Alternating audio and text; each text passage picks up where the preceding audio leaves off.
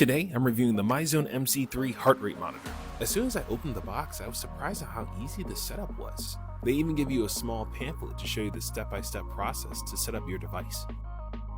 Included in the box is the device sensor and also this adjustable elastic chest strap. Once I got the device onto the strap, I then proceeded to put the strap onto my body. It took a couple of adjustments, but I got it to match up perfectly. Once I downloaded the app and registered my device, I was good to go.